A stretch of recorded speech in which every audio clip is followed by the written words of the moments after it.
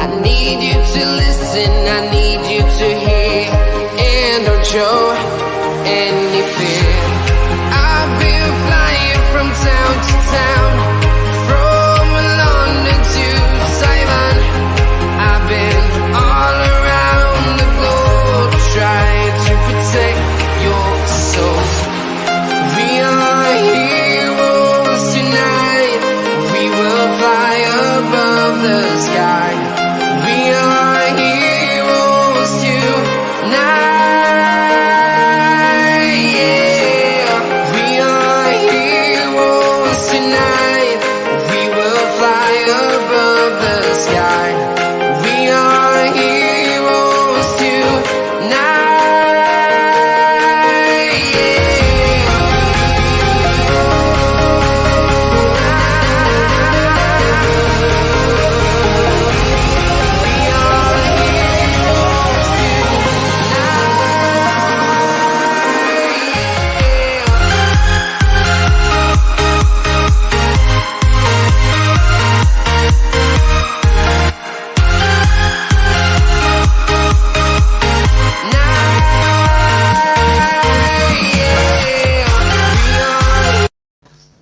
Hello everybody and welcome back to the World of Football podcast on the Dugout Football channel.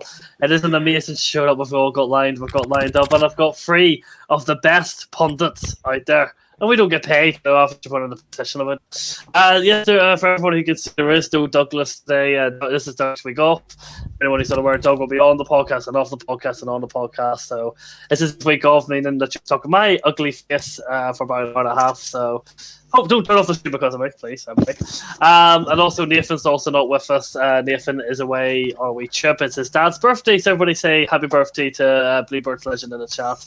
Apparently, he turns 50, though I don't know how true that is, so don't quote me on that.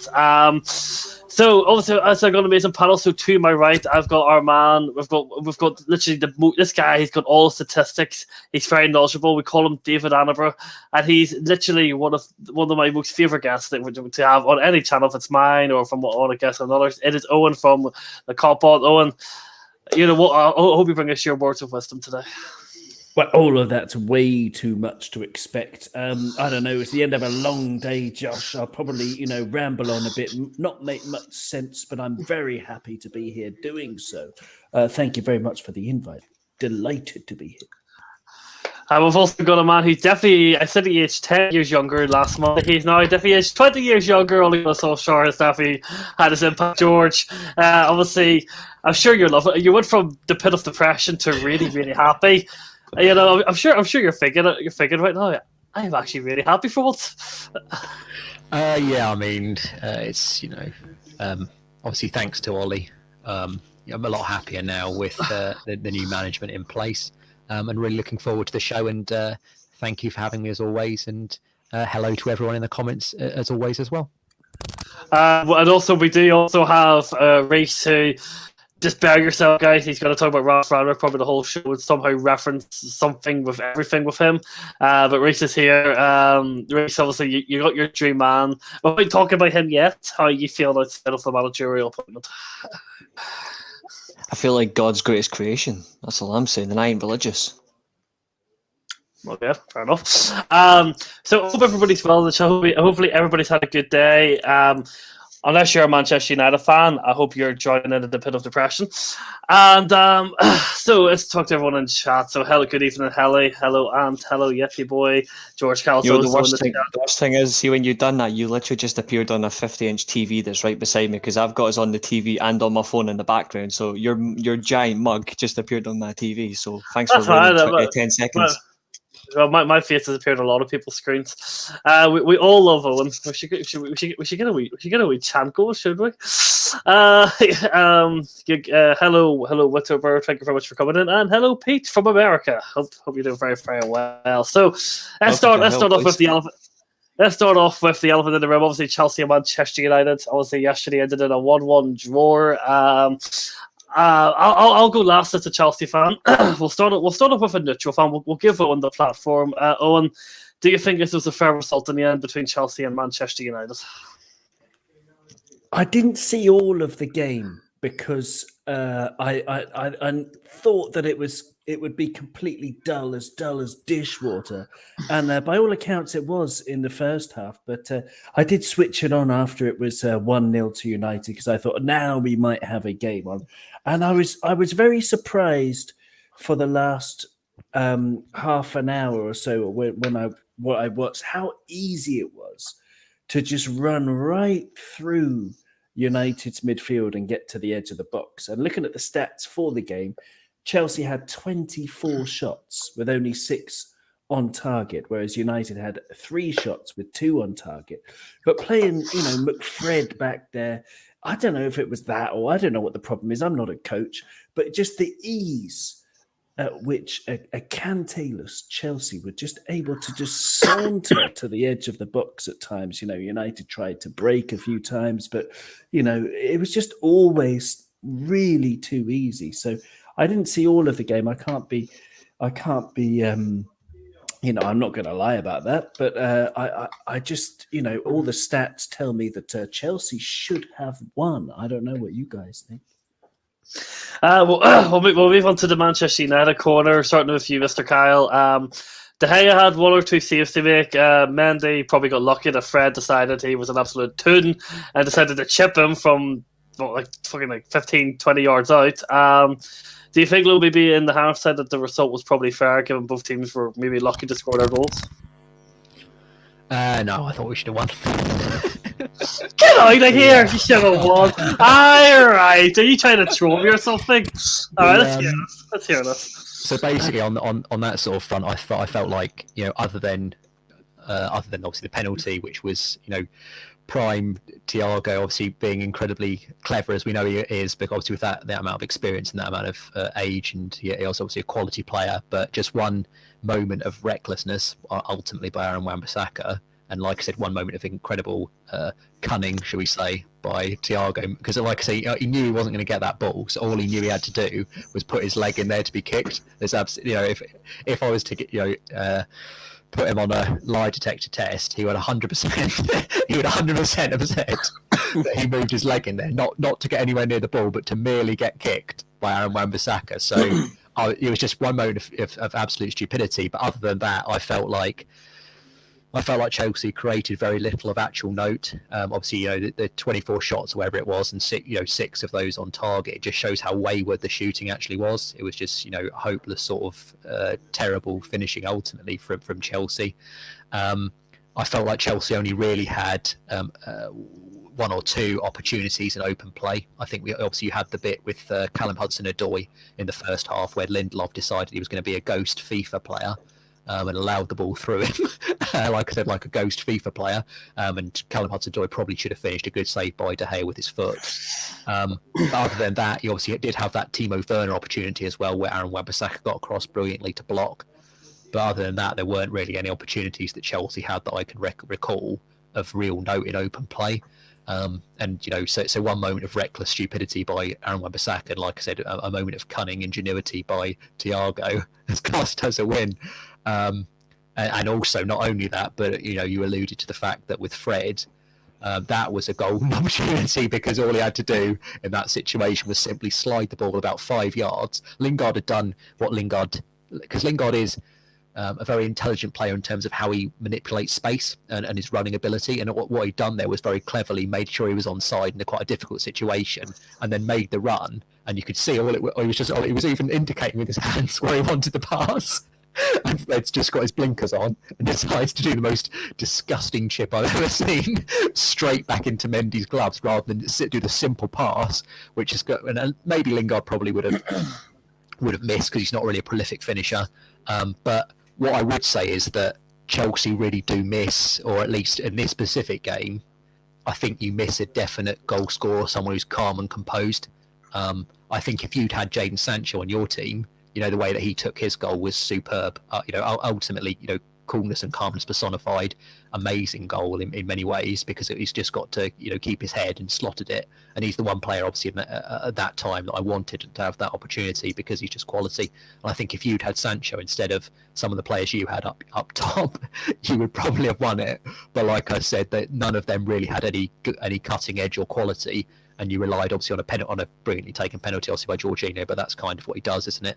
I think he's got this. I think his statistic is of players who have scored more than 10 Premier League goals. I think his is the highest percentage of players who have done that and scored, and penalties are comprised of that. So he's a very good penalty taker. But like I said, one moment of stupidity by Aaron Wan-Bissaka, and then a moment of glaring ineptitude by Fred has cost us what I felt was a win, a winnable game, because, as I said, you didn't create too much in open play. Reese, over to you. Obviously, Jorginho decided to enter Lukaku first touch type scheme with whatever he was trying to do with that ball. If he should just pass it back to Mendy, and then Wan-Bissaka, kind of put his leg into Thiago. So I do think it was a clear penalty. I think most people do agree with that. On that, both teams struggled to create most chances, but do you think Michael Carrick got exactly what he was looking for before the game? The performance I kind of expected. So there's no much else, and I don't think we deserved a point. We deserved to lose that game, in my opinion. We weren't good enough. Chelsea were the better team. The only difference is Chelsea in front of goal was like watching, what's the nicest way to say it? It's like watching Harry Maguire try to defend. Like that's what Chelsea were like, extremely shite. So, but did we deserve to win that game? No. Did we deserve a point? Not really.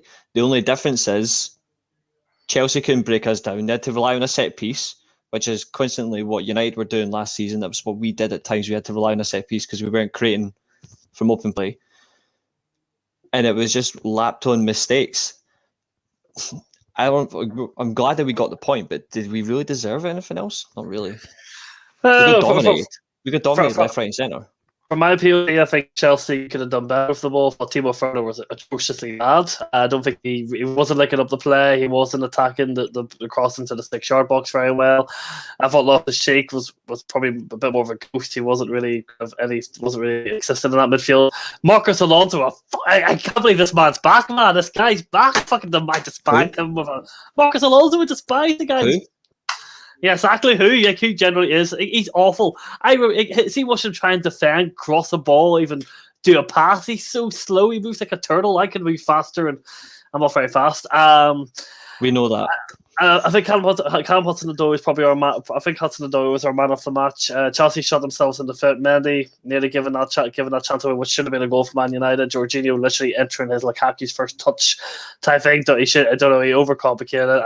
I don't know if Tuchel actually did blame the floodlights, but either way, it's just a bad. If Chelsea knew how to finish, it would have been 3 or 4-1 by half time if they knew what they were doing. Like there would have been a goal in the first half of the game. Chelsea and I think had 16 shots in the box, and the ratio was 2.35 to 0.56 in Chelsea's favour. So yeah, the stats say that Chelsea were very unlucky. I think. I don't think they only had 2 real good saves to make. Rudiger should have buried the chance at the very end, to be fair, but Rudiger.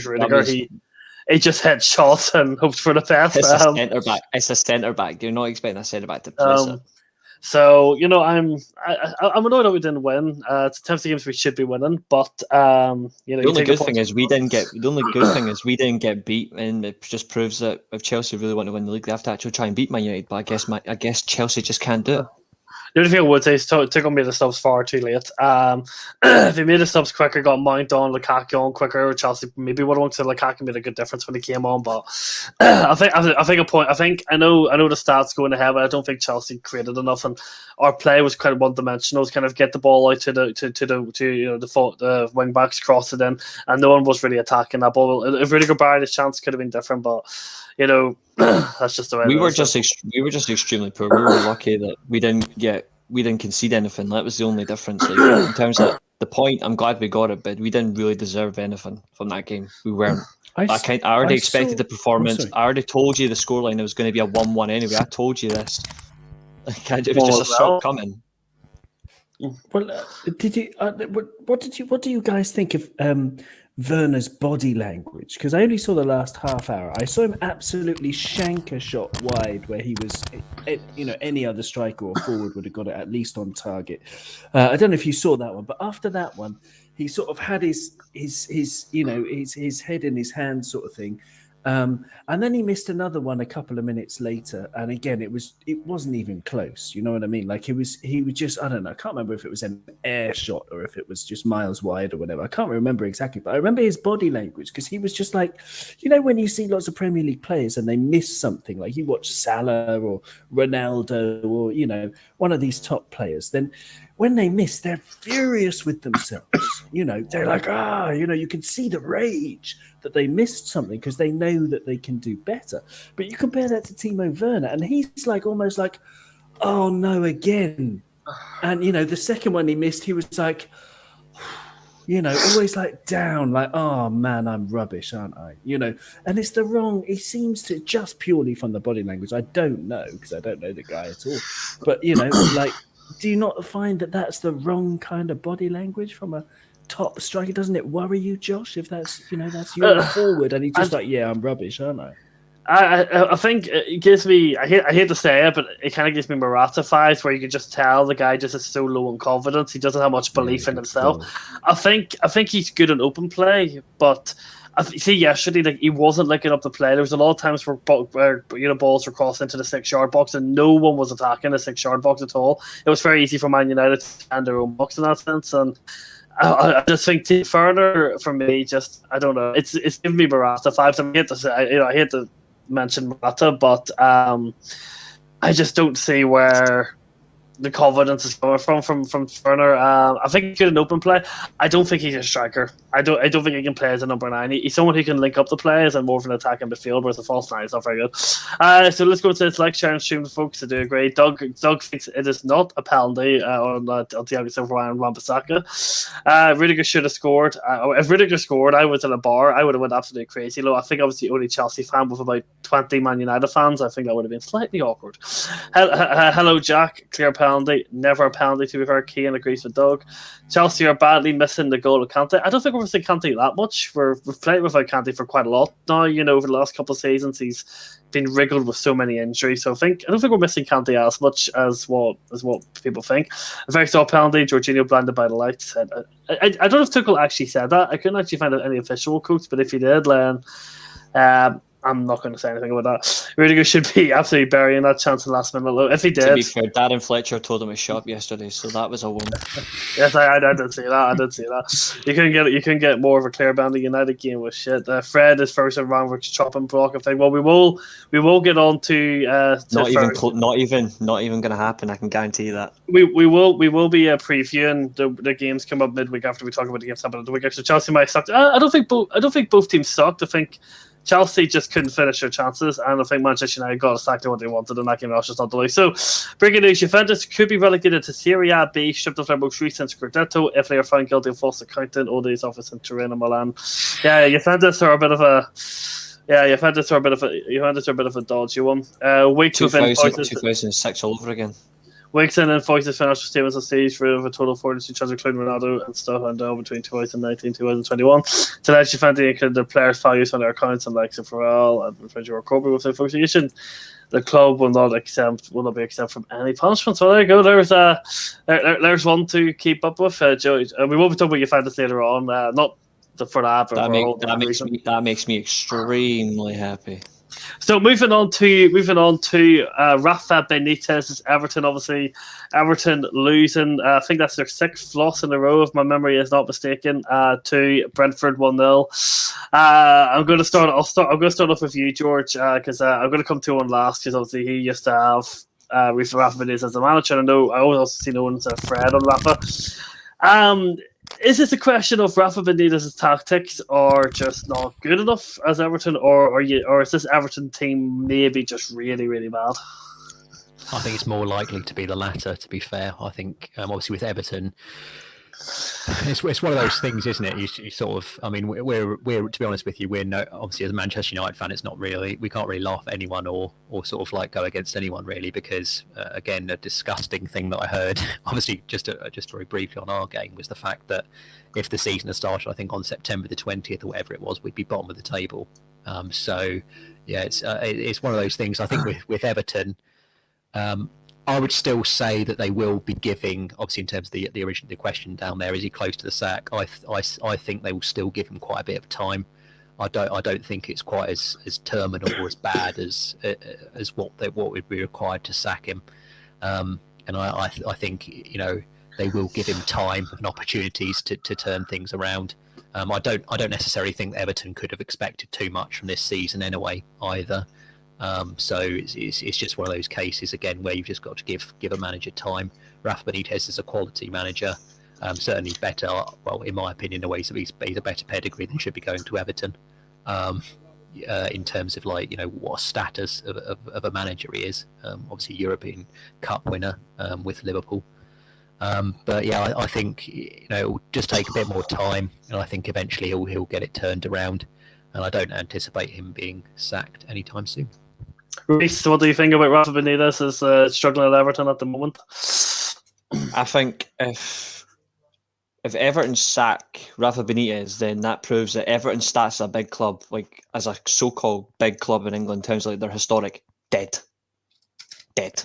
Because in no way, shape or form is this all down to Rafa Benitez. Even as a manager, can't all put on the blame on him. The players in particular, you've had one that's went to prison. Don't even have to mention. Well, potentially could be going to prison. We're not even going to mention that. You've got a poorly depleted squad that includes Alex Iwobi, who isn't even a good footballer in the first place. You've got Richarlison and Dominic Calvert-Lewin, who are just one's trying to be a diva, the other's trying to prove he's a Brazilian. You've got Pickford in goal. Like there's just nothing there. There's nothing concrete for them. And I know that James appears in the chat now and then. He actually thinks that Liverpool are going to batter Everton this weekend in the derby. That says all how far they've gotten. Like there's no coming back for them. And the worst thing as well is who's it? Mashiri, like the guy like runs them and all that. Like he's an absolute farce. Like he's ruined Everton as a club, and it's going to go down to Rafa Benitez. If he gets the sack, then it just sums up how stupidly bad they're being run at the minute. If he gets the sack, then you may as well you can kiss Everton's stats as a historic big club goodbye, just like Tottenham. And when you look at that Everton defence, obviously Rafa's been one very solid defence everywhere he's gone, but the options at the back for Everton are not very good, and it's hard for him because he doesn't really have that much to work with, does he? And he's facing quite a few injuries at the moment. He took over on the 30th of June this year, so it's 5 months tomorrow in the job. Mm-hmm. Carlo Ancelotti left him in the shit, if you excuse my language. He left him right in the middle of the shit with no oxygen mask or no snorkel. Basically the depths of the ocean with no chance of survival. That was a more polite way of putting it. Absolutely. But Rafa Benitez is a great manager. I've actually got his trophies he's won. I mean, he's won the Champions League, 2 UEFA Cups, 2 La Liga titles, 1 FIFA Club World Cup, a European Super Cup, 2 domestic cups, 2 Italian Super Cups, 1 Community Shield, and of course the Championship. It's a really long list of trophies. He's a great manager. But Everton's problem, I don't think it's necessarily Mashiri, who's ploughed loads of money a bit foolhardily into the club. It's partly going to be the fans. Because a lot of the fans, there was a big split when Rafa got the job. Of course there was, as an ex-Liverpool Champions League winner. They didn't want him anywhere near the club. But this situation means that, for example, Liverpool are playing Everton at Goodison Park on Wednesday night. And if Liverpool, like we've done in the past couple of games against Arsenal and the other day against Southampton, if we get an early goal in the first 5 minutes, that place is going to be so toxic. They've already got the banners out. If you look at the banners that the fans were holding up the other day, I can't remember what they said. I probably can't repeat it anyway. But they hate Rafa, and that's going to be their undoing. If we lived in the same world, Reece would be absolutely right. It would be stupid to sack Rafa Benitez because he's the best manager that Everton can possibly get. But we don't live in a sane world. We live in a world that's very tribalistic, and the Everton fans being, toxic for their own team. They hate their own team. They don't take into account the huge amount of injuries they've had. Dominic Calvert-Lewin, Yerry Mina, Mason Holgate, important players for them. Doucouré is only just coming back. So, I can go on about them forever. The Blue Brethren But it's just a self-destructive club. And Rafa, he was on a hiding to nothing from the outset anyway. But good on him. He'll get a good severance pay. So yes, I think he is. I've just seen close an to the update. set. You're not gonna. I just see an update. You're not gonna like this. You know how Doug just posted about the Juventus. Yeah. I just had a look. Have a guess how much that value is over the 2 years. The value of what? Why they're being investigated for. Have a guess. Have a guess. Just a random number. Have a guess. 500 million that they've embezzled. 1 billion. 800 million euros. Blimey. They are busted for. This is Ricky saying about him selling Rondon. Rondon, I believe, was with him in that Chinese club that he went to after Newcastle, and also Rondon actually was very good at Newcastle under Benitez. I think Rondon was their top goal scorer that year under Benitez last year. So I know it may seem like a silly signing, but Rondon to Rafa was actually quite a good signing. Obviously, just hasn't worked out at Everton. But he is trying to fill the shoes of David Cavalier, which is quite. It's good in that sense. It's good that it suits his football, but it really has went backwards. It's not worked for them, but it's not all down to him. I think it's crazy that I know managers are going to get the first to blame for a lot of things. I can say that firsthand, but in a situation like this, it shouldn't be him that gets the first blame. He needs at least 2 years, doesn't he? At least 2 seasons to put his team on the pitch. Especially the squad they've got.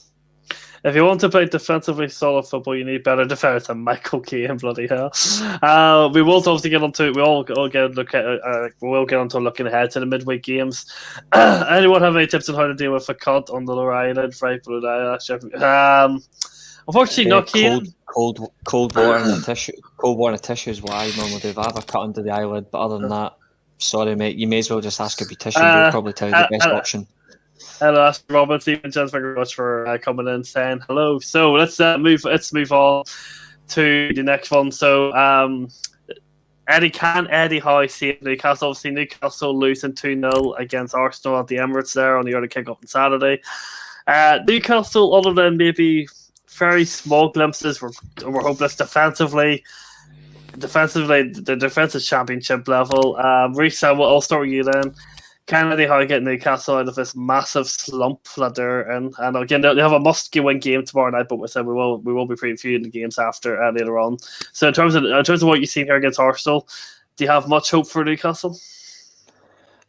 I think the only honest comment you can say right now, mate, is no. The only reason I say no is purely because it's similar to Everton. It's a rich owner, but it's a bad squad. Decent manager, bad squad, and until they systematically remove the deadwood, they are up shit's creek.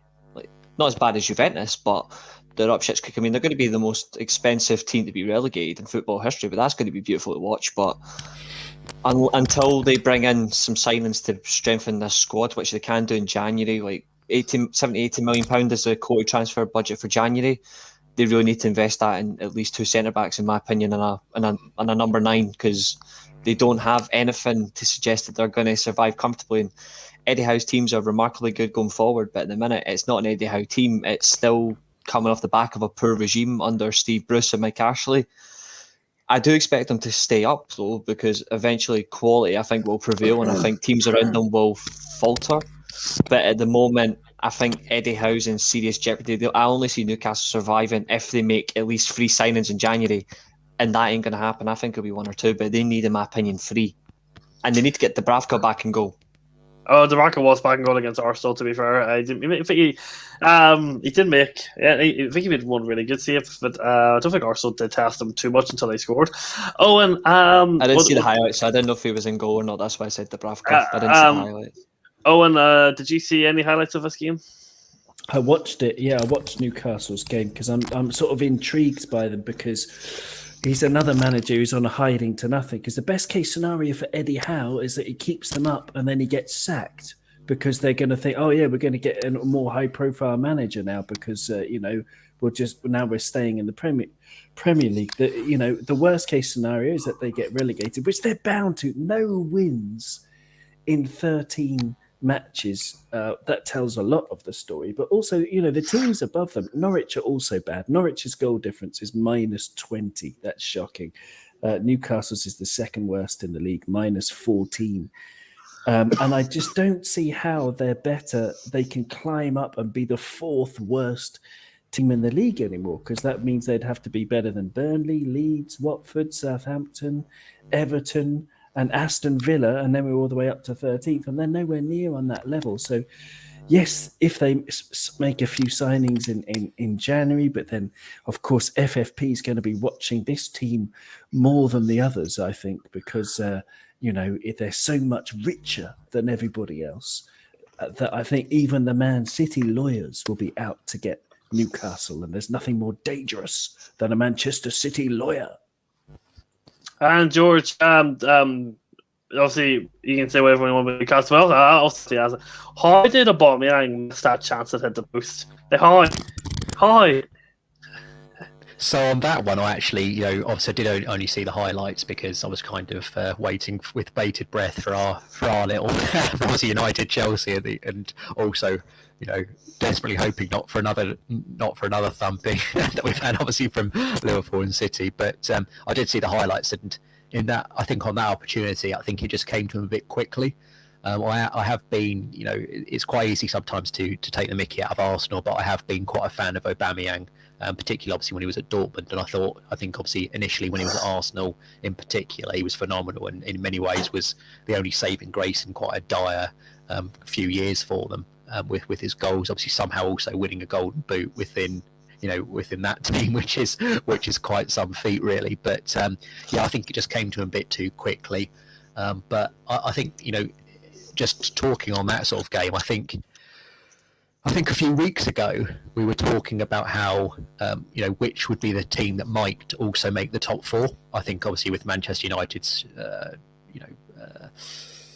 difficulties over the last few weeks, we were sort of saying who would make up the top four, obviously with Chelsea, Liverpool and Man City. And I think Arsenal, I think they were postulated at that point, and I think there is definitely a suggestion that they could be, within that contention, I would say. Obviously, it depends how if Ralf, obviously we're going to get on to eventually, but if he can get us playing, I think we're going to have that fourth spot, or at least somewhere in that top four. But as it stands currently, I think Arsenal are really benefiting from only having that one game a week. We've seen before that is massively beneficial to what, obviously with Arsenal, they've got, in my opinion anyway, they've got quite a good first 11, but it's probably the squad over the years that's let them down. Terrible players and a quite hectic schedule as well, particularly over the last few years. The fact they haven't made the Champions League, I think Europa League, and obviously going deep into Europa League in the Premier League, it's very difficult for any team to sort of sustain a good league position, and Arsenal have really suffered from that. But I think this one's almost sort of one game a week is really helping them. So Arsenal at the moment anyway are looking like they could be one of those teams that could challenge at least for the top four, just on the basis of the fact that they've got such a light schedule compared to what they would do normally. That's fair enough. So we'll be talking about the games midweek, so that's why we're kind of just brushing through these games. Now this is first of all, I find funny. How did Leeds keep a clean sheet against Brighton? Brighton probably should have won this game. Now, weirdly, the Brighton fans booed the Brighton team after the final whistle, which Graham Potter came out and openly said was just not right, and he wasn't happy with it. I'll come to you, Reese. One, how did Leeds keep a clean sheet? And does Graham Potter have the point? Should the fans really have booed their team off the pitch after what was probably one of the best performances of the season? I can see why the fans booed them off the pitch. And do I agree with Potter? No. I think if you're performing that badly, you need to understand that a fan's view is very important. Even if you have a good performance and you're still getting beat in that manner and you've not been winning games, he's not won a game in quite a few months. If you do not have a good performance in that manner, you're entitled to get booed out of that stadium. Doesn't matter if it's your home ground or away ground. If you get your ass booed, you've been booed for a reason. So I agree with the fans' view. I disagree with Graham Potter. As for Leeds, how they kept a clean sheet, black magic, voodoo, special stones, Chinese lanterns, prayed to Jesus. I don't know. Like Leeds keeping a clean sheet is going to be the funniest thing all season. Because when's the last time they kept a clean sheet and actually had a good game out of it? I can't remember. So that's Leeds for you. It's got to be some bizarre divine intervention because Leeds are shit. They're going down, and we can all celebrate. George, what did you think? Leeds were not very impressive at the Amex, but they somehow walked away with a point. I'm sure Bielsa's scratching his head thinking, how the hell did we get away with that? Yeah, I think obviously, as you said, again, sort of with the highlights and so forth, it was a case of where Brighton were just, Leeds' goal was leading quite a charmed life, and obviously Reece has detailed quite a few different possibilities as to why that was. With various. It's the only way I can say it because their team's terrible. I think obviously Neil Maupay is one of those players, particularly obviously a real glaring chance for him. He's one of those players who is he's almost like a very, very. It's a very much an insult to compare him to him, but he's very much a B-Tech Jamie Vardy, and what I mean by that is he's obviously good. He's got all this sort of banter, this sort of. Thank God, word? That's where you were going with this. I was going to say, like, he doesn't score goals like Vardy. But... No, exactly, I know that's why it was quite a tenuous link because could he be a long-term version of Troy Deeney when he called Arsenal over Cojones? Yeah, that's probably. Could he just be the long-term option? He's the French Troy Deeney. he's one of those. Obviously, again, I found it. With Maupay, I just found it funny. Obviously, again, sort of briefly about AFTV. That's one of my favourite ever moments with Ty and his beef. So that's why I'm quite a big fan of Maupay just for that reason. But as a footballer, I think he's one of those players that must be incredibly frustrating because he obviously somehow sometimes performs in games, but I think overall his consistency. I love it. This is a very comparison. That's genius. But I'll yeah, have to applaud that one. Yeah, I think that. I think they were very lucky, and obviously Reece has alluded to it. In very poor form now, Brighton. I mean, initially when the season had started, they were sort of pushing for a top 4 spot. Incredibly quite in many ways. They'd sort of been, as we all know, the one thing that is always bandied around about Brighton is they're sort of the XG specialists, or whatever, the people that should be scoring a lot more goals but don't. And it appeared that they had turned a corner in that regard and were scoring. But now they're sort of moving more towards the mid-table now as well. So yeah, it's and Leeds as well. I think they might be in a bit of trouble as well. They're sort of it doesn't seem like they're putting together that form that's going to make sure that they're definitely safe either.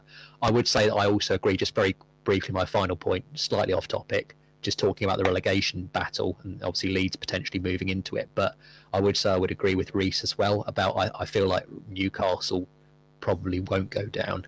I still think obviously they might get the signings in, but not only that, I think they will eventually see a good vein of form that will prevent them going down. I think it will be, well, it's difficult to say who the third team is, but I still think Watford will somehow drop in there. Even though they obviously beat us resoundingly, I still think they're going to drop in there, and I still think Norwich will go down. Even in fact, actually, that's a point. Actually, are they on double figures now? Oh no, they're 4 points off. They're 1 point. Yeah, Society, 1 point short of double figures. Society, I'm begging you, do not let them cross double figures. So basically, they've got to get no points in the next. How many games have we got left now? So they've got 25. They've got to get no points in the next 25. I'm not religious, but I'm literally begging God, please. Owen, I'm going to bring you on a different topic. Obviously, Liverpool don't hold back against Southampton. An absolute rampage at Anfield. The floor is all yours. I'm sure you were. I'm sure your weekend was made with that incredible performance from Liverpool. The best thing is, I mean, maybe you'll have it, Man United guys, in a few years, because after all, you've got the second best German in the league now. But the best German in the league. Yeah, don't tickle number one. No, Tommy Tuchel, man, come on. Oh, I'm not having that slander. Tuchel, maybe he's. I don't know. You can fight it out between you as to who's the second best. But we've got Big Jurgen, and Big Jurgen on an off day. Yesterday was a bit of an off day for Liverpool. If you look at certain aspects of the first. Oh yeah, well, to be fair, yesterday was an off day because he didn't play. So. Well, It was no, but Alisson Becker made 3 outstanding saves in the first half. Southampton ended up with 7 shots and 3 on target. After the West Ham game that we lost 3-2 a few weeks back, all these people were saying, "Oh yeah, West Ham deserved it." West Ham had 7 shots and 3 on target. The difference is just how clinical they are. Liverpool again had about 20 shots, again scored more than 2 goals. Did you know this record?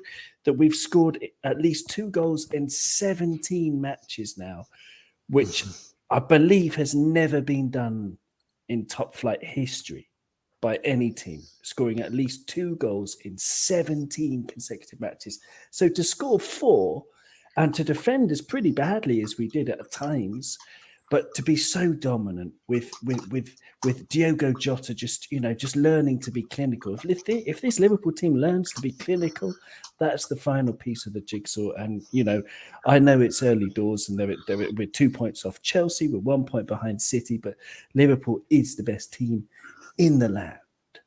Sunderland in 1927 managed it. Sorry, Owen. Oh, sorry. Okay, yes, I said I think no one else has done it, but yes, Liverpool are associated for what when it comes to a Liverpool stat, I wish I can go yawn, but it's Owen, so I would never do that because Owen speaks really well, so I just can't. It seems like they took that loss to West Ham personally. They're not pissing about. George and Reece, anything you guys want to add on the very convincing Liverpool win? Typical result, but I didn't watch the game or see the highlights, so I can't really comment, but I'm not surprised, really. Yeah, I think obviously, begrudgingly, Liverpool, obviously Owen sort of outlined that they have got this incredible attacking verve, and obviously I've watched quite a lot of Liverpool matches. I didn't obviously see this specific one, but I have watched quite a lot of Liverpool matches this season. In terms of whether they're the best team in the land, obviously that's going to be that remains to be seen. I think on that front.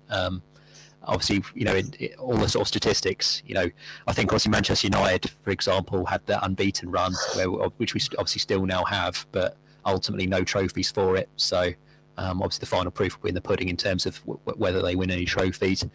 For me, I don't know if Reece is still the same as well, but I still think Chelsea will win the title.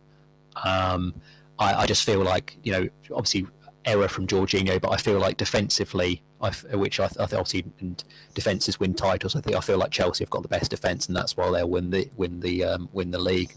And Virgil's back though, George. Virgil is back. He hasn't been back for the past 3 games. Honestly, the past 3 games he's been back. He won 4-0, 2-0, and 4-0. I still don't think he's. Think he's Van Dijk of old. I think it's different, but I'll give him credit. He's had some good performances. No, but that's what I'm saying. Is that he is the Van Dijk of old. This is it. He's back now. I think it's just different. It's just playing. He's just playing differently because he's injured. I think it's different. But the only thing is, though, is he's still a very good defender. He's very good. So that's the only difference. Anybody else had that injury, the levels were dropped. The difference is his work ethic and his professionalism is the reason why he's still at that level. I don't think it's the old Van Dijk. I just think he's just showing his experience in my opinion. Yeah, but have you seen the last 3 matches? Sorry, Josh. Have you seen them, Reece? Because you said you didn't see the one against Southampton. It's easy to miss. Did you see Arsenal? Did you see Porto? I watched the Arsenal game. Arsenal one as well. Yeah. I watched the Arsenal game. The Porto game I didn't because I was watching the Milan game at the time. But I did see your highlights, and it was impressive. I'm just going based on it's just experience for me is why I think he's still managing his game really well. Is a complete difference. Like that experience of coming back from an injury and he's managed himself. I haven't seen any other defenders who've had that injury that have done that. I've seen forward players do it. I've seen David Beckham do it twice. I've seen Ronaldo do it, but I've like the Brazilian Ronaldo, not the Cristiano Ronaldo. But I've never seen a defender do it. But he's managed himself really well, and I can't fault that as a professional. Reece, sorry, Josh, just very quickly on Van Dijk. What I would say is that there is, and obviously this is just to add on to Reece's point really, is that a lot of the time I feel like there are certain footballers who are very intelligent and who know how to almost like compensate for not being quite at the level that they are. Obviously in their brains they position themselves very well. And what I would say just on Van Dijk is there was a clip I think quite recently where it was just highlighting Van Dijk specifically, where a team was breaking on Liverpool and it got in, and he was just sort of jogging back. But the sort of end to this point was that Trent obviously finally got back and actually made the tackle, but Van Dijk, to conclude the point, actually was very intelligent in that regard. He actually did when he was jogging back, he was doing it intelligently, because and the reason I point that out is because at Man United, quite a few goals that we've conceded this season have been when Luke Shaw, for example, has gone herring over to the right back spot to go and cover, which was exactly what Van Dijk could have done. But Van Dijk maintained his position and just knew that Trent would get back and still covered the area in the centre. So that's what I was just going to say, was that I do have a lot of respect for Van Dijk, particularly because he is a very intelligent defender. But I sort of concur with Reece. I think I've seen, I think again, I only sort of did see the Arsenal match, and again, I don't think Arsenal, with the best respects, didn't test Liverpool's defence at all. So I think, but I have also said as well, just for the very final point, I have said that I feel like Liverpool's, Chelsea and City are just so far superior to every other team in the league, and that's why you see a lot of these results like these 4-0s, because they're just much better. There's just a massive gulf in quality. Yeah, I don't discredit Van Dijk though, because obviously I watched him firsthand up here, so I know what he's capable of. I just think the difference is now he's 30, 31 now. Correct me, Owen.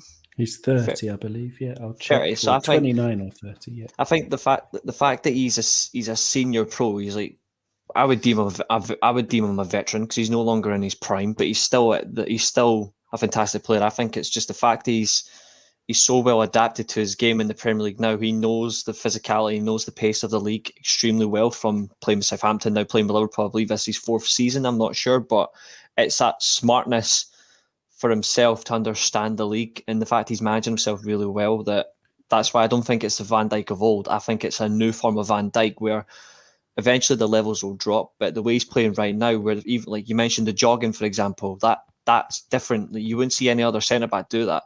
Thiago Silva does that. Thiago Silva does that, not because he's slow, but Thiago Silva is very intelligent. So it's like on that grounds for me, it's clever. It's clever. I don't think he's the old Van Dijk, but it's an evolution. I think it might benefit him. We do need to move on, because we could talk about Van Dijk for absolutely ages. But so let's have a look. So for everybody who's obviously probably is aware, there's games coming here on Tuesday, Wednesday, and Thursday. For anybody who's in the UK, I'm not sure how it works worldwide, but for anybody who's in the UK and is not aware, all the games being shown on Tuesday, Wednesday, Thursday are on Amazon Prime. They're not on Sky Sports. They are not on BT Sports. They're on Amazon Prime. So if you have Amazon Prime, you're absolutely sorted for your $7.99. All the games are on Amazon Prime for this for this couple of weeks. So starting off, we're not going to talk about every game. We're just going to talk about the games that have a bit of relevancy. We're going to start off with the big 6-pointer, which is Newcastle and Norwich City. If Norwich win this game and the results go away, it'll be 1 point away from safety. But Newcastle really to win. I think actually statistically, Newcastle are the only team in the top 4 divisions of the English structure who have not won a game yet. So, George, do you see Newcastle get the first win, or is teams maybe turn the corner with Norwich? So I'm going to say that, obviously, just to keep Reece happy, I'm going to say that every single time that when we preview a Norwich match, I'm going to say I'm going to lose, because they need to lose 25 on the bounce to not get another point. So I'm going to say that Norwich will unfortunately lose this and remain rooted on exactly 9 points for the next. I don't even know how many days that'll be, 200 days or whatever it needs to be. I really can't. I can't suffer this pain. I just can't suffer this pain. Right, well, we're not going to ask Reece side. I think we know what Reece is going to say. I'm going with a draw though. I think Norwich will randomly pull off some sort of draw, because that's what they do. Oh, what do you think? Dean Smith going to get Norwich nearly on the relegation zone, or is Eddie Howe going to get Newcastle's first win? I don't know. I mean, I don't know. They're both going down. For me, it's like a pointless game. Just like may as well, postpone it to next year in the Championship. They're just wasting their time, wasting their energy. Norwich City, they've conceded 27 goals. That's averaging more than 2 a game, because they're awful. They're awful. Beautiful stats. I mean, they've scored 7 and conceded 27 in 13. They're a team of, I don't know, their defense just turns to jelly. At least he got it. At least, Mother of Christ. at least I've got Billy go for anyway. That's for sure. On to Vicarage Road. Chelsea travelling on the road. Watford have a decent record of Vicarage Road this year. Obviously, last we saw the Vicarage Road was obviously the very good result against Manchester United. George, what do you think? Chelsea should probably win this one comfortably. Yes. I mean, I can't really go back on what I said about Chelsea winning the title. So yeah, I think Chelsea are going to win this and put the disappointing, I suppose, draw against United to bed. So I think, you know, I think for me, obviously, Thomas Tuchel is, and we saw that obviously with his yellow card that he incurred. He is again one of those people who expects nothing but less than perfection. Wow. So you're going to expect a response, I think, against Watford, and I expect a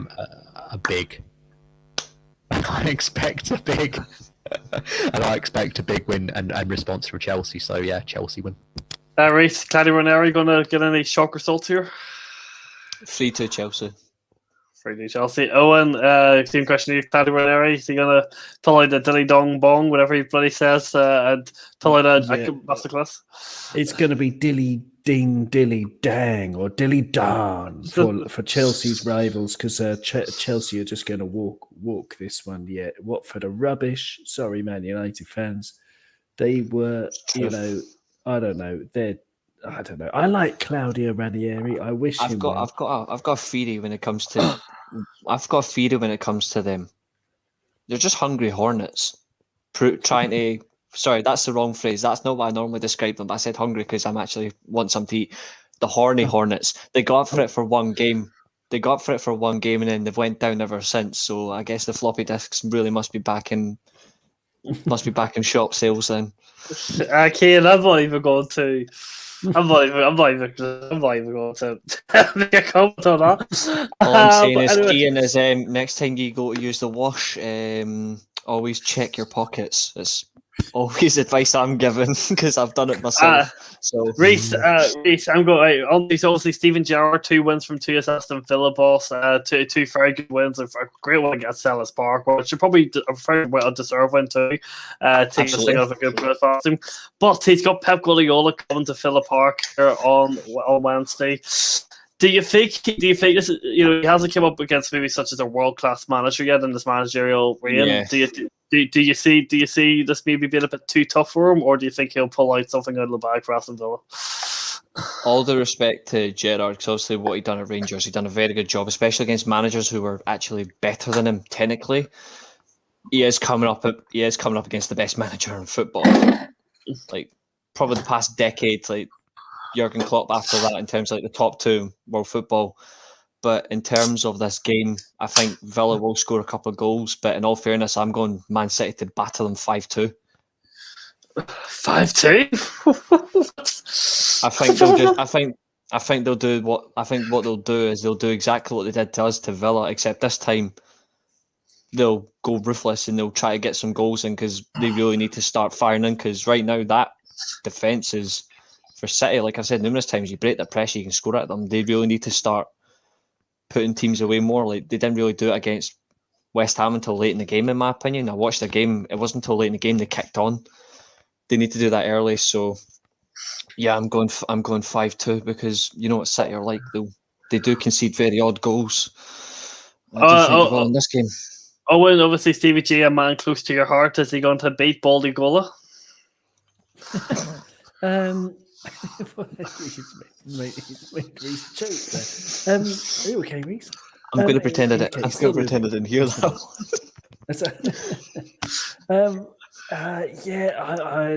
I mean, again, I'll be praying to the football gods that Stevie G pulls off a miracle. But it will take a miracle to beat Man City. I mean, that's the thing with City. Every single game is the same. They just pass. And it's whether the other team switches off for a second, which most teams do, and then, City will create a chance. And they end up having to create loads of chances because they still don't have a number 9. So in the loads of chances that they create, are they going to stick one in the back of the net? 99 times out of 100, they do. But sometimes they don't. And maybe tomorrow will be one of those days. It's interesting with Gerrard in the last match. He left Danny Ings, El Ghazi, Buendia and Douglas Luiz on the bench. So maybe they'll have something to prove if he picks them. But it's good to have competition for places at Villa. So he's doing a great job. And maybe, but I'll give Villa like a sort of 2% chance of victory. It could end up being another Southampton, though. But I think that's, as you've alluded there, in a way, in terms of like not scoring chances, it could literally be another Man City versus Southampton against Villa. Yeah. So I completely get your point. Any game could be the same, yeah. Kean, I'll send you a homemade fresh pizza just to make your day better, right? I'll get that going. George, I'm going to give you a bit of a weird game. Southampton and Leicester. Leicester very inconsistent. They did well against Watford in the absolute snow heaven that was in the second half. But otherwise, they've not been particularly great. Southampton, yes, they were not great at Anfield, but they've done actually quite well this season. I think that's to my recollection. Yeah, they've got two wins and a draw over the last 5 games. So, what do you think? Do you think Southampton will get the win against Leicester? Because that's what I'm feeling. I think Leicester will win. I think it's a difficult one to call. You are right. It's a bit of a weird one because both teams have had in different spells and in different form. I think I'm going to edge for Leicester. I just think they've got slightly more quality, and I'm also going to mirror what Yeti Boy said. I'm going to say 3-1 to Leicester. So there we go. Breaking news: Lionel Messi has won the Ballon d'Or. There we go. Why am I not surprised? Southampton will beat Leicester 2-1. I hope you're right, Ellie. I hope you're right. I'm going for a 2-2 draw. That's a shame. And Messi wins. Yeah, I'm not going to make a comment on it. I hate interruptions. I'm not going to make a comment on the Ballon d'Or because I have no time for it. The Ballon d'Or has been a disgrace since 2010. That's all I'm saying. So I'm just gonna read out the other games. We're not going to go into detail. Just everyone just shout out who thinks is going to win. Don't worry about score prediction. So Leeds and Palace. I think it's going to be a draw. 3-2 Palace. Palace, yeah. Palace, yeah. West Ham and Brighton. I think West Ham's going to win this 2-0. I think West Ham look tired. I'm going to say 1-1. West Ham 2-1. I've also gone the same score too. When West Ham 2-1. A very exciting game between Wolves and Burnley. Obviously, Burnley did not play there at the weekend, so they're going to be quite fresh. Actually, and because of that, and Wolves are quite hit by injuries. They could only name, I think it was 7 subs at the weekend. 2 of them were goalkeepers. I do fancy Burnley to get a classic 1-0 Burnley win. I think the first 4-1 Wolves. I'm going 4-1 Wolves. All right, okay, sure. 0-0 for me. Fuck the boring claret bastards. Time to get them battered. 2-0 Wolves, and again, hopefully, staying where they are on the table. Like I said, as I've always said, pretty much every week, to try and get as close to my prediction as possible initially at the start of the season. So you'll like this, George, because obviously they're talking about how Pedri won the Trophy Cup award. Mason Greenwood finished 5th in that one.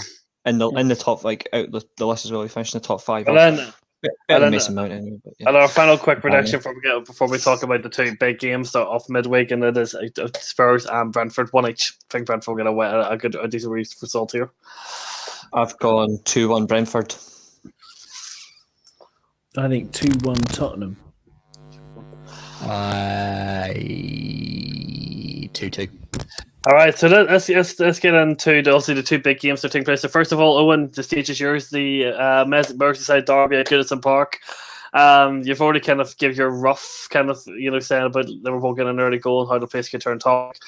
So what in your general thoughts? Are you concerned, worried about? I know you say form goes out the window, but in this game I feel like Liverpool are going to win this game quite comfortably. Yeah, it depends. I mean, if Everton. Last season was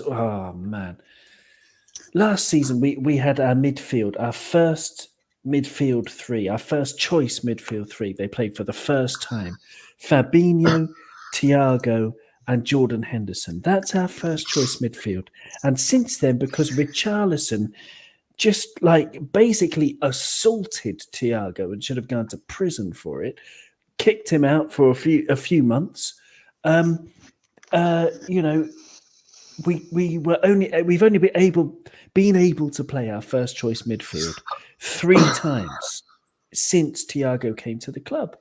And the other 2 games were the other day against Southampton, we won 4-0, and a game against Crystal Palace where we won 3-0. And the game that against Everton finished 2-2 at Goodison Park. And there's going to be revenge on Liverpool's mind, because not only did we see the Thiago injury, of course we had Pickford on Van Dijk, which could have ruined everyone else's career, mere mortals. But as Reece was saying, Van Dijk is a defender from a different world. The way he's come back has just been phenomenal. And so now Virgil is back, as I say, whether you believe me or not, I don't mind. He's back. Thiago Alcantara is finally got a good run of form in him, and he's looking to be just a beauty. Jordan Henderson is back from injury as well. Whether he starts or not, maybe Chamberlain will, but we're going to play Thiago and Fabinho. And honestly, the only thing I'm worried about with Everton is more injuries, when this team of thugs, shit houses, if you prefer, decide to kick lumps out of Liverpool because of the golfing class. That's the only thing I'm worried about, because if they don't do that, if they actually allow us, the decency of a game of football, then I think it could be a huge win, another 4-5-0. Hi, Josh. How's you? Hello, Alan. Thank you for doing very well. Thank you. Hope you're doing very well yourself. So, George Reece. George says. I think George is suffering the pain that Lewandowski was robbed, and I don't disagree. So, the better man was robbed. So, Reece, I'll ask you. Yeah, sorry, go ahead. No, you go ahead. Sorry, it's just my Wi-Fi, mate. It'll just be jumping in front of you. On you go. Well, go ahead and say your quick prediction there for the Liverpool game, which I think you were. I've actually gone for the same scorelines last season. I've actually gone for a.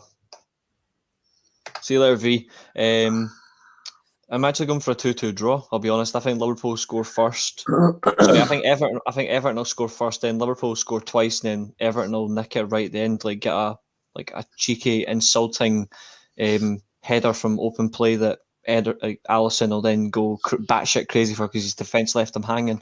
So yeah, I'm going 2-2 draw. Form goes out the window in a derby, even though Everton right now are absolutely diabolical. And Liverpool are in very good form. I'm not going to take that away, but it's a derby.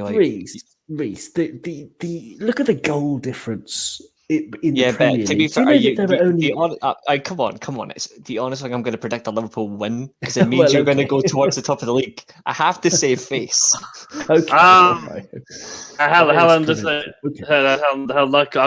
been dealing with a really bad throat cough thing since Friday. Where I thought COVID, I've been testing myself. Thought COVID. It's just classic winter weather. I'd rather having a cold and sneeze. I'm coughing all the time, so I do apologise to anyone. I'm trying to mute my mic, but it's coming out all the time. I can't bloody stop it. And get well soon. I'll be drinking loads of water anyway, that's for sure. Anyway, Reece, I'll come to Reece last, because I know Reece is going to talk about for about 10 minutes about their new manager, so I'll come to you first, George. Obviously, Manchester United are taking on Arsenal at Old Trafford on Thursday. This is, I believe it's 8:15 kickoff. Again, this game is on Amazon Prime for anybody in the UK. Not sure how it works worldwide, but I'm sure everyone will find a way to watch it. Now, obviously, we don't know who's going to be in charge of this game, because there's a current work permit with Ralf Rangnick. He has officially been announced, but he's not officially going to take charge of the game. Probably more than likely will be Michael Carrick, since he's been taking training. And also it is confirmed that Mike Phelan, Michael McKenna, and Michael Carrick and Darren Fletcher will all stay on in the coaching staff with Ralf Rangnick, and also Ralf Rangnick will bring his own 2 coaches in. So it's a very big coaching staff that Manchester United have. George, do you think that this result against Arsenal depends on who the manager is, or do you think that even if Rangnick was in charge, it will probably still be Carrick having a large part in the team selection, given Rangnick would only have, maybe 48 hours to prepare the team? Yeah, I think it wouldn't. I don't think it would affect too much. Obviously, I'm not expecting things to change overnight with Rangnick. I don't think anyone that could that could transform what has ultimately been a shit show for Manchester United, particularly over the last couple of months. We've seen, I think, even in the last couple of games under Carrick, we've seen very similar, for me, quite a lot of similar weaknesses, which you would expect because Carrick ultimately was part of the coaching. Obviously, not much has changed apart from Ollie. It's still the same coaching staff. And obviously, for me, anyway, I think it was Paul Scholes that said that he thought that all of them should go, and I think I would like to sort of second that. Really, I think all these coaches, it's amazing. It's amazing that they're still here. Not only that, but what I found quite funny was that, and this just shows you really, is with that it's quite important sometimes to have quite vocal voices in the media, being able to say certain things. So Roy Keane, as we know, that one of the quite a talking point that's come out of the Chelsea United match with Roy Keane was him saying that it's jobs for the boys. Which is something that we've been saying for many, many years, but obviously having Roy Keane say it means that the world, that's when the actual mainstream media decides to listen, even though it's been the case for years and years. That it's always, obviously Darren Fletcher didn't agree with that as an appointment. God, he sort of had that, an incredible job progression. Sort of comes in initially, I think, to coach one of the youth teams about a year ago, and then somehow manages to get a technical director job. Get himself a technical director job. Obviously, the rumours about him. So Darren Fletcher went from being the academy coach to the technical director. Then all of a sudden, he was in the dugout as a coach for the team with some weird earphones in. Now he's just going to go back. He wasn't coaching. He was actually monitoring the game, data wise. He was actually told to do that. No, but you did see him giving directions and trying to coach. He was giving directions, but he wasn't actually coaching. He was actually looking through the stands and data analysis. That was his role. He's literally doing what pretty much he's been told to do. Yeah. Focus on the analytical side, which is what's going to be completely bastarded onto this staff in the next couple of days. I cannot wait for the words McKennick and Carrick have done an 18-hour shift, because that's what's happening. Rangnick is going to put them through an 18-hour shift, and I cannot wait. So George, what's your prediction then? So I think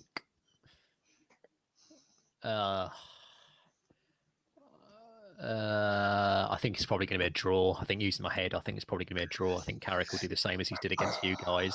He'll just sort of really play quite deep. And I think also Arsenal, even more so even than Chelsea, have got a real lack of, for me anyway, a lack of firepower. So I think probably a 1-1 draw again. But and also not only that, but I think we've got quite a poor recent record against Arsenal as well, which is disappointing. So yeah, I've beat them in 3 years. Obviously, we sure your godfather, the man that you love, he probably will not. But he'll be in the stands for sure. But I do think Michael Carrick and Michael McKenna will be the two men leading the charge here against Arsenal in their final game as interim boss or caretaker boss or whatever it is. What do you think? Do you think Michael Carrick will at least get a win at Old Trafford to end his managerial regime? I think he could, but necessarily it just comes down to how he manages the game. I think if he manages it how he did against Villarreal, then if he manages it similar to how he managed against Villarreal compared to how he managed against Chelsea, then I do see a win. If he just manages it similar to how we played against Chelsea last night, then I think it's more likely to be a draw or a defeat, give or take, because we were very shallow and weak. We didn't really do much. But I just go based on the fact that the way we played against Villarreal for about 60 minutes, we literally kept them at bay. We're a good side, but we kept them at bay, forced them to go outside their comfort zone, forced them to be more wide than direct, which is something Villarreal are better at. They're decent going from the wide areas, but they prefer to come in. We forced them to come in, and it cost them a lot, and that's how we beat them in the Champions League. And obviously the 2-0 benefited us a lot with the 2 goals that we needed. But do I think he can get the win? Yes, but that's how he manages the game. Do I think we will win? No, I think we will draw though. I think it'll be a 1-1 draw again. But even so, the way he's managed the 2 games so far hasn't been particularly bad. He's managed them better than Ollie. For one, he's actually got a team shape, and he's actually been on the touchline. He's not been a great coach, but at least he's actually been vocal, which is a shock and a half. But do you think Ronaldo will start? I take it both Ronaldo will start, not being on the bench again. Ronaldo start against Arsenal. Yeah, Ronaldo start. George, is it George? I see you shaking your head there in agreement, George. Also, I seen a really funny thing there is that they were going through all the ages of all the coaching staff that Rangnick has. So you got Michael Carrick, who's 40. You've got Michael McKenna, who is 35, and you got Phelan, who turned 60 in 2 weeks. And Phelan's just sitting there thinking, like, I have to ask you this, George. All right, you sack on the gun of Solskjaer. All right. What is the actual logic in keep? No, Michael Carrick, fair enough. Maybe he's proven that he can maybe be a decent manager, and that maybe this experience does him all the good. But you sack Solskjaer. It was very well known that Solskjaer was not doing the managing; it was the coaches doing a lot of the work on the training pitch. What is the logic in keeping these coaches on? When realistically, if you get a Ten Hag or a Pochettino who have very, very clear backroom staff who they will bring in if they got the Manchester United job in the summer, what is the genuine point of keeping these coaches on? What's the logic in it? Is it just not wanting to pay them out of their contracts, or is it just a really stupid, really weird move that you can't really explain? I'm going to sort of use quite a couple of sort of really keen arguments again, but these are things that we've been saying for years and years. First is obviously jobs for the boys. I think that's ultimately what it is. It's players who, people who are quite well liked, and there's no. I think we've really suffered again from a lack of ruthlessness throughout the club. There's lack of professionalism, a lack of actual standards, accepting mediocrity, and again, a lot of those coaches fall under that umbrella for me. But not only that, but again, you've got the state. What was quite funny about when Roy Keane said that was he also said when he was asked. I think Carragher might have asked him, and he said, "So Roy, what do you think you should get rid of these coaches then? These people who are obviously jobs for the boys, whatever." And he said, "Oh no, they've got mortgages to pay and stuff like that." I think he said so. He kind of was in that halfway house where he didn't actually have an opinion of. He didn't want to get rid of them, but he did want to get rid of them because they were jobs for the boys. So, but ultimately for me, I think both of those fit nicely. I think it is jobs for the boys. No actual standards. I think obviously Rangnick flies in the face of that. Actually appointing someone who's not, who isn't some sort of relation of someone or has been to university. That's another one that they're specialists in, is someone that's been to university or sort of a drinking buddy of someone at the club. So Rangnick doesn't fall into that. But not only that, but I think there's that human side maybe as well, that they like these people and they don't want to sack them. And again, as you sort of mentioned, there's the financial side. Don't want to pay them out of the contracts because they're already paying Ollie as well for another terrible decision that they made in the summer. Just you talk about jobs for the boys. Owen, do you fancy maybe being my assistant manager at some club? Sure, we can go out, have a few laughs, try and coach a team, see how it goes. Yeah, why not? I reckon I'll be more qualified than half the people at Manchester United. I mean, dude. I actually think about McKenna. So you're telling me McKenna, he was a coach under Jose Mourinho who got promoted, and then he was pretty much a big trainer as such of the setup on the go to Solskjaer. Now he's still somehow one of the main coaches under Michael Carrick, and now he's going to be a coach. Imagine robbing a living. I would love to know what secrets he's got about the Glazers and then Woodward. Anyway, Bruno Fernandes needs to be dropped. I do agree on that. I do think Bruno does. He does. I absolutely adore Bruno Fernandes, but I do agree with that comment. I don't want to go into too much detail because I've got two other things I want to talk to you about. Do you think Bruno Fernandes and Ronaldo is a partnership that isn't really working out? Does anyone agree that maybe that's why Bruno hasn't particularly performed as the man in front of him and Ronaldo? He was always overrated. I think he was always overrated. Again, if you look at the stats, things do tend to level out. And yes, he's an incredible scoring record, and a lot of those were stat padded by penalties. His non-penalty goals is not bad for a midfielder. In fact, it's pretty good. But the rest of his game, and also the way that he, whinges and moans, can't be good for team morale as well. That does piss me off. That does piss me off. It's got to piss off the rest of his team because his ball retention rate is awful. His average is around about 65%. Ball retention, which is terrible, even for a creative player. And he was always overrated. Basically, really good shots. One in 5 shots is an absolute beauty. beauty that finds the net. But the thing is, he just takes all these shots all the time, or tries the Hollywood ball all the time. And I don't know. I think the problem with that is you're not wrong. I think the only thing is he's not had discipline. Him before he joined Manchester United. I understand why. I don't think that he's overrated. I actually think he's a good player. The problem is he's had somebody who literally given him a role to do whatever the hell he wants for a year and a half. He's not actually had a proper disciplined manager. Whether you look at it or not, Santos for Portugal, he ain't disciplining them. He isn't. He's trying to. He just does not seem to actually get his point across. Whereas I think when you actually look at how Ralf Rangnick actually approaches football, he will get his point across. I think Bruno, yes, he's admitted himself he's a player that likes to take risks, but you should only take risks when it's the right time, not all the time. I think that's the thing he lacks that discipline. I think the one thing that Rangnick values on is quicker minds over quicker feet. He's going to discipline that in him, and if he doesn't, he will get dropped. And as much as I love Bruno Fernandes, if he gets dropped for the benefit of the team, I'm all for it. I actually think he will see the side of it. Rangnick will bring the best out of him. It's interesting to hear Rangnick's. Sorry, Josh. Just very, very quickly. He actually said how similar his approach is. There's a brilliant interview on the Coach's Voice with Ralf Rangnick. Everyone should check out how similar his football is to his coaching friend Jurgen Klopp, and it's really good. So check it out. There's one thing as well that's really important. Before we move on to the outside the Premier League, just one thing I have to give Rice his moment of glory on Ralf Rangnick.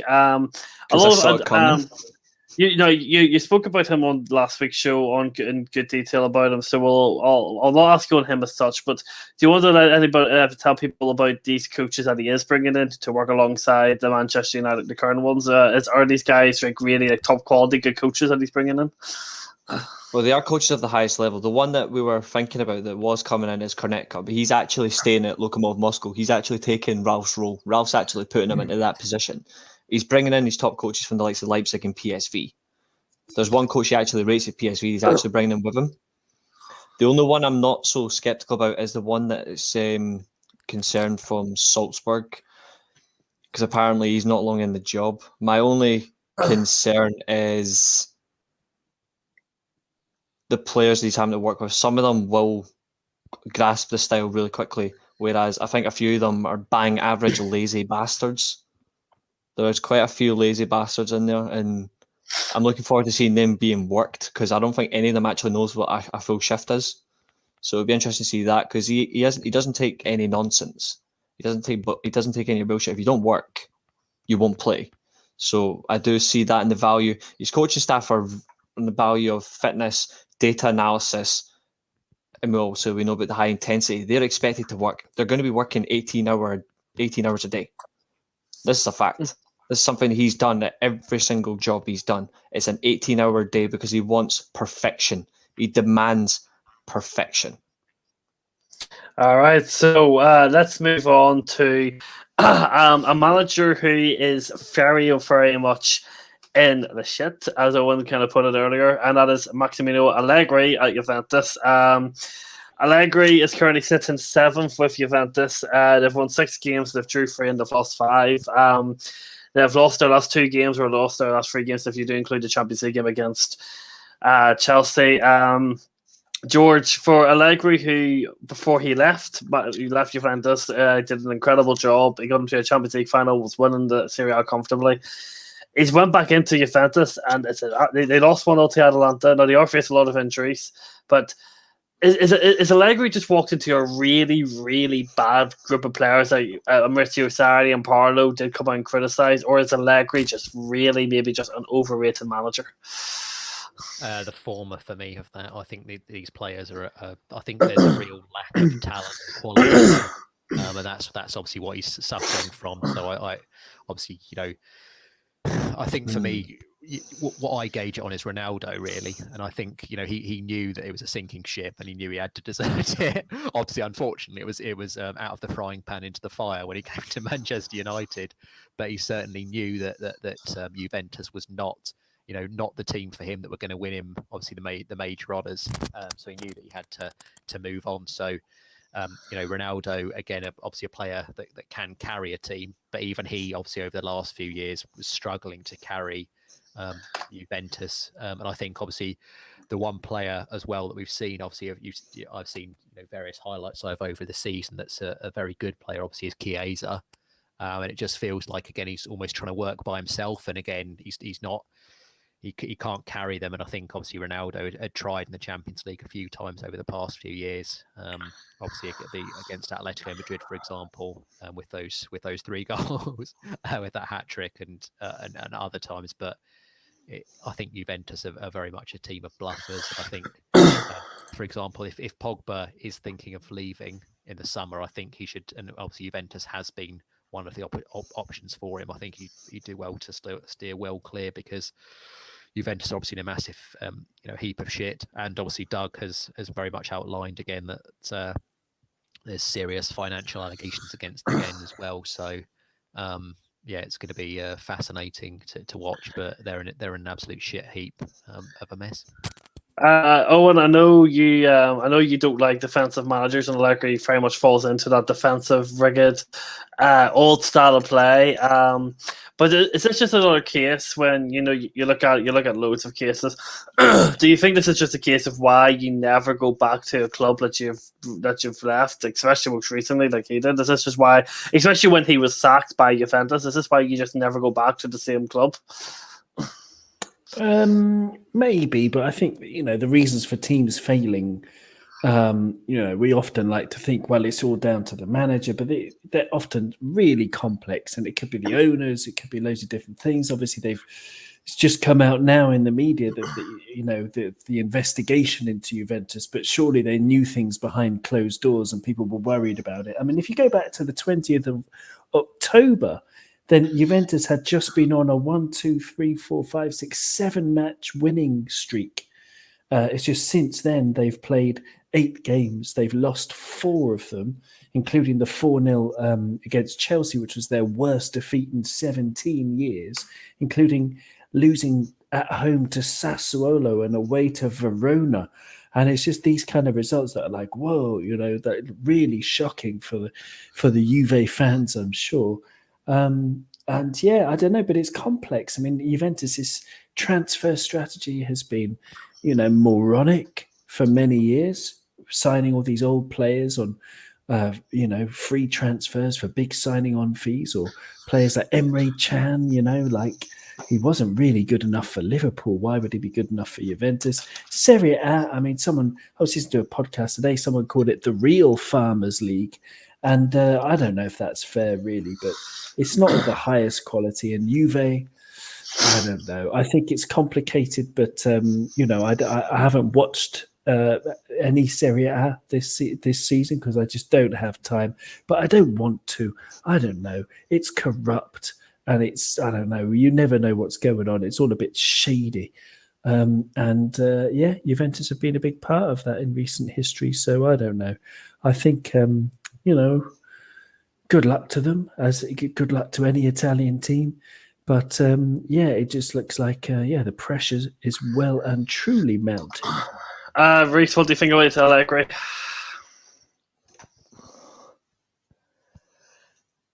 It's not all his fault, really, in terms of the situations going to Juventus. I do believe that the factors being one board level above him. I do think the squad hasn't been replenished properly. It's still relying on the old guard, which is completely spot on. But I think they also didn't realise that the competition has actually gotten better year on year since they've actually won the league. I think they expected, because they've actually retained this squad, they thought it was going to just go and win the league every year. And the players they bring in, they aren't actually good enough to actually sustain a challenge. They've faded. They've noticed that now, and I think it doesn't matter how much money they spend, they're not getting enough. So it comes down to the fact poor planning, poor preparation is cost them in the game, and that says all for me. It's not, Allegri's not what he used to be, but it's not all down to him. And then the final manager that we were going to speak about was Xavi started at Barcelona. So obviously his first 3 results is he's unbeaten. He bet Espanyol 1-0 in the Catalina derby at the Camp Nou. He got a nilly draw against Benfica. Benfica really should have won it in the last kick of the game. And then he went to Villarreal and won 3-1. George, do you think Xavi's is Barcelona dancing? They're back again, or is this just a good old classic manager bounce? I think it's a classic manager bounce. I don't. Obviously, again, we're going to see very in the next few weeks or so. Obviously, when they play, they've got this crunch match now that's coming up in the Champions League, where there's an opportunity that they might then fall into the Europa League. A very likely opportunity.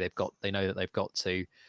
Most probably, they know that they've got to win in the backyard of probably the best club, in my opinion, the best team in the world, in Bayern Munich, which is, they've been in imperious form.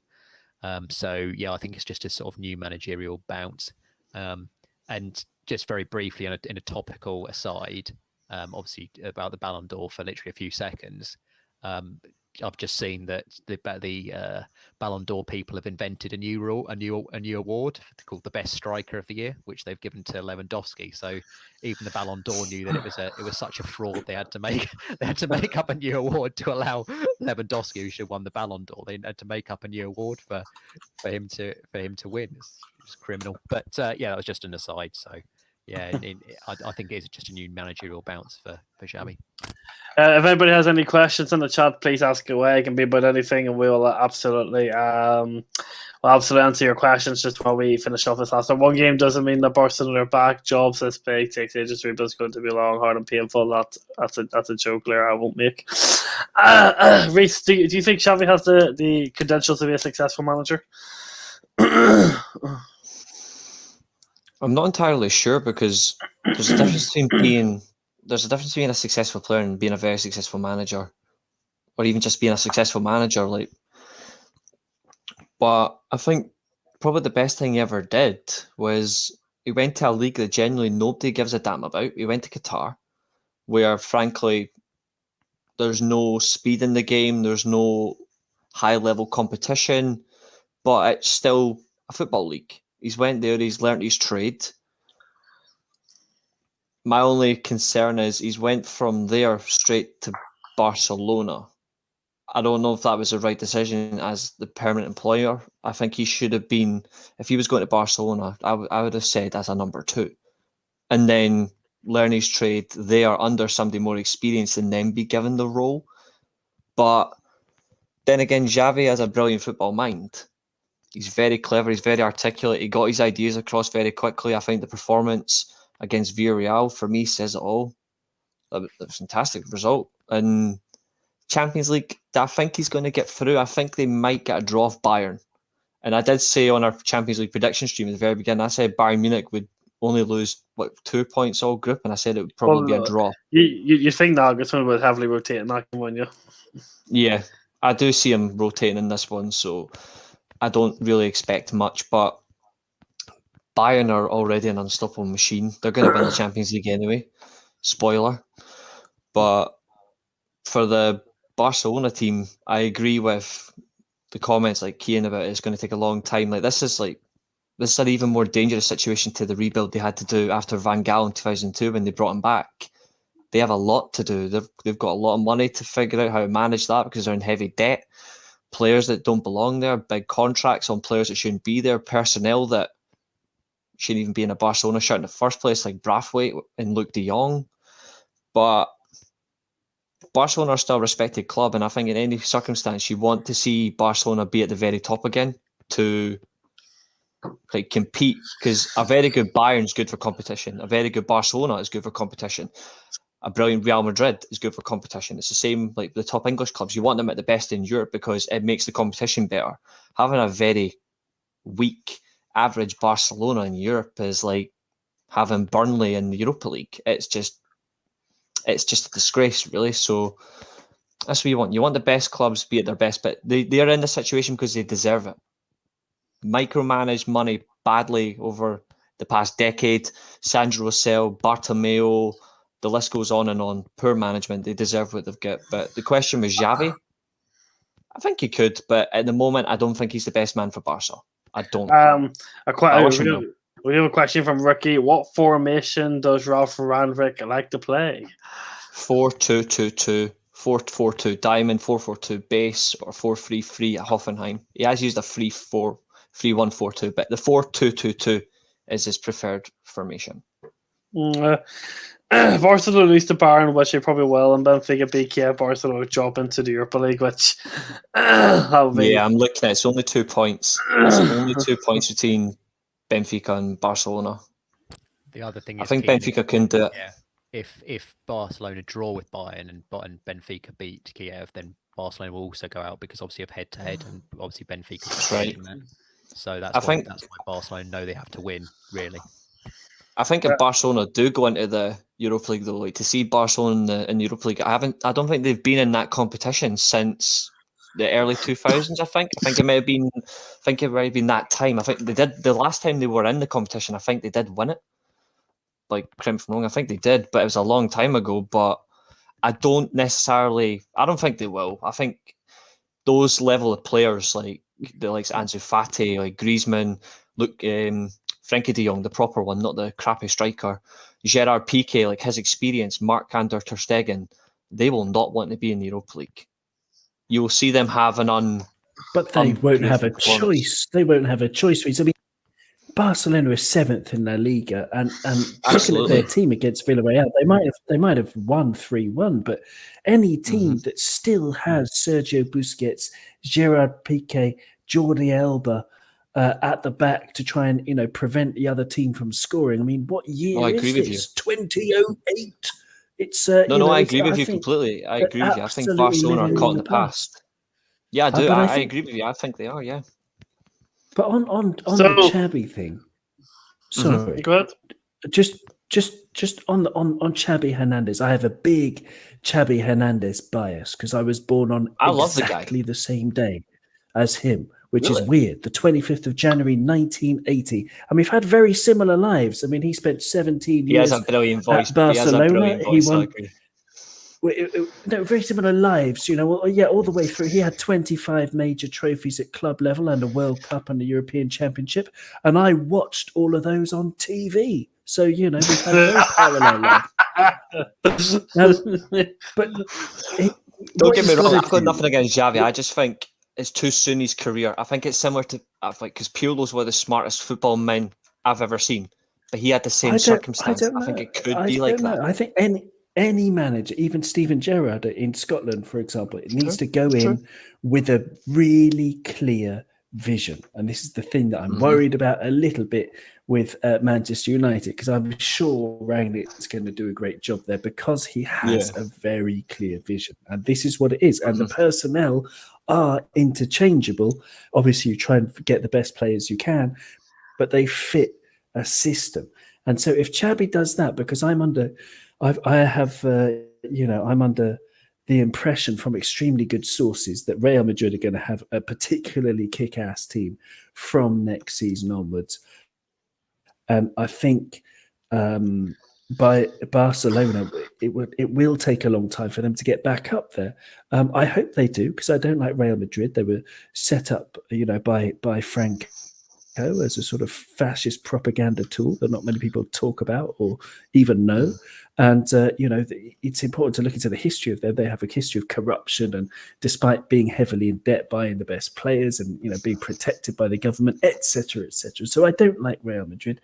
I hope Barcelona get there, but, they've got to buck their ideas up. If they're stuck in the same way that Manchester United were, sorry guys, of this idea of like romance and like how good were we 15 years ago? Surely we should use this model from 15 years ago. No, you just need a vision. You need an absolutely clear vision that you can give to the players, and hopefully Xavi Hernandez. I have a very quick question for you, Owen. This is a bit of a final question before we wrap things up. So it's a bit of an off one in terms of what we're saying, but he says, when you look at PSG's recent managers, Emery, Tuchel was clearly unhappy with PSG, and Mauricio Pochettino is reportedly unhappy at PSG. Leonardo. When someone who is close to Paris and been to a few PSG games, is managing PSG as attractive as it looks? Yes, the players on the pitch may be all good, but there's clearly massive egos in the dressing room, and clearly the manager isn't the one who goes out and leads the team. Do you think PSG is a toxic place for a manager to go, and the trend of them wanting to leave is not unexpected? Well, I can't. I don't know. I have to. I'm in an unusual position to answer this because I have actually been teaching English there at Paris Saint-Germain for a few years, so I do know quite a lot about what goes on at the club, and a lot that I can't say that goes on at the club. But yeah, I think if I was a manager and I was going in there, just my personal opinion, I think, on a football level, they have had the same problems for many years, including, the difficulty. Like it came out in the press about, just as an example, the half time against Barcelona, PSG Barcelona, when PSG were 4-0 up after the first game. And Barcelona did that amazing comeback, spearheaded by the 25-year-old and sublime Neymar, who was incredible. And at halftime, PSG were sort of bricking it a bit and talking in the dressing room. And Unai Emery, who was in charge at the time, was right, okay, this is my plan. Don't worry, guys. What we're going to do is we're going to, can't remember what it was. Let's say, for example, we're going to attack a bit more and we'll get this one goal that we need and then we'll be through, basically. And there was an argument between him and your boy, Thiago Silva, Josh, the excellent defender, incredible guy. But there was a huge argument. And at the time, Thiago Silva was the captain. So you got the captain arguing with the manager about tactics at halftime. Okay, it's a high-pressure game. You can expect maybe one or two arguments. Captain's going to be a big personality, in the dressing room and all that. But from all accounts of what came out in the press is that the captain won the argument and the players all got behind the captain. And so your players are undermining the manager. And, it's also, quite common knowledge that, that certain players have the president on speed dial, and you could just, if you're a player, you can go directly to the chairman who spent all this money on you. And it's basically like, yeah, come to Paris. I'll make everything, okay for you and your family. And it's not a great place for a manager, in my opinion. But, a strong character to go in there and to actually, sort out the hierarchy with a vision of how they want to play. I don't think Pochettino's got the best vision of how Paris Saint-Germain should play. I mean, he's just trying to shoehorn all the best players on the pitch at the same time. If you look at the league record, they're doing all right. Paris Saint-Germain are doing very well, but 14 points ahead. But it's like, I don't know, it's papering over a lot of cracks, in my opinion. But there you go. Long answer. Having Leonardo above you is a setup for disaster because he's one of the worst football guys in the business for what he's done at two separate clubs. Leonardo's a very dodgy, pathetic guy. Josh is key as photographer for Chelsea. Too early to know, but I do know. I do know there was Hakim Ziyech, Christian Pulisic, and potentially Timo Werner could leave in the summer. If any of those three do leave, or at least two of them, I do see Chelsea going for Chiesa. I know Petr Cech, obviously our sporting / director, goal tactor, is a big fan of him. And Chelsea, I do believe we're linked to. Obviously, we're linked to him in the summer, but there's too much money for anyone to buy.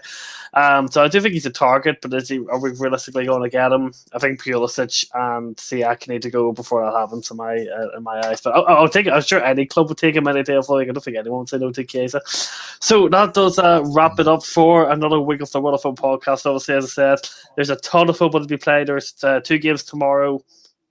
I think there's 5 or 6 games on Wednesday and 2 games on Saturday. Obviously, the big one on Thursday could be Rangnick's debut. Or at least be in the stands. Obviously, there's a Merseyside derby on Wednesday. Now, there's a big 6-pointer in the relegation battle tomorrow. So, I said all games are on Amazon Prime in the UK. So I don't know how it works worldwide, but if in the UK, Amazon Prime. So, And Amazon Prime actually do cover football quite well. So before we wrap it up, of course, we have to give everyone their final words of wisdom. So for everybody who's saying they love Owen's voice, you can find Owen on the Cop On podcast. He does his Premier League preview shows on, is it Thursday night, isn't it? I'm Yes, going it's to be moved to Thursday. Yes, hopefully you'll be on there, Josh. Yes. I will absolutely be there because I can't. Me and Reece won't be doing our predictions because obviously United play on the Thursday night because of the short turnaround. So I will be on your show. I absolutely look forward to it. Obviously, also you do a podcast where people to hear your voice without seeing your face. Do you want to give anybody a bit more Could description? fall asleep to it. Yeah, I have a couple of friends who say, it's great if I've got insomnia. Put on your podcast, which makes me feel great. Sending people to sleep. If you want to hear some Liverpool, I don't know. I think it's quite interesting, but that's just me. I'm biased. It's Liverpool stats and data and analysis, because it's not just opinion. We can't say things like we're not Roy Keane. We can actually back up what we say with data and analysis and mathematics and things that he's got no idea about. It's so if you want to check out Cop On podcast, and anyone who supports any team, I hopefully get George on next. I haven't had him on yet, but Reece has been on a couple of times, and Josh. Very, very nice to have fans from other clubs giving their views as well. So Cop On podcast. And you can actually have a conversation with Owen without getting backlash on unlike the other cop channel, the Cop Council of Connor. You say something to him, he might bite your head off. Also, we're going to go talk about George Cannon. George doesn't do YouTube, and nor does he tweet on Twitter. But if you do drop him a message, you might get about 15 messages of detailed analysis in reply. So, George, where could they find your detailed DMs if they want a detailed conversation about anything? Yep. So on Twitter at GeorgeKyle9. Obviously, I've got the Ronaldo Manchester United picture, the same picture, in fact, that I've had ever since I joined Twitter in, I think, October 2016. It was almost as though I foresaw the fact that Ronaldo would come back 5 years later. Never quite. I need to make up there. Sorry, George. Not hitting. That's one that I think Manchester United are willing George to give money to Ralf Rangnick to strengthen the squad in January transfer window. I can't something about Leipzig. That's as much as I can read. They are willing to get him the money to sign Haider, who I think is coming in guaranteed. And Doug, I'll be watching. I've got a very good feeling I know who we're getting. Okay, go ahead, George. Just to finish off, as I said, that's where you can find me. I do some YouTube channels. Some YouTube videos, I should say, on my channel, but they are very few and far between. There may be something in the pipeline at some point, but not so much at the current juncture. But as always, thank you very much for having me.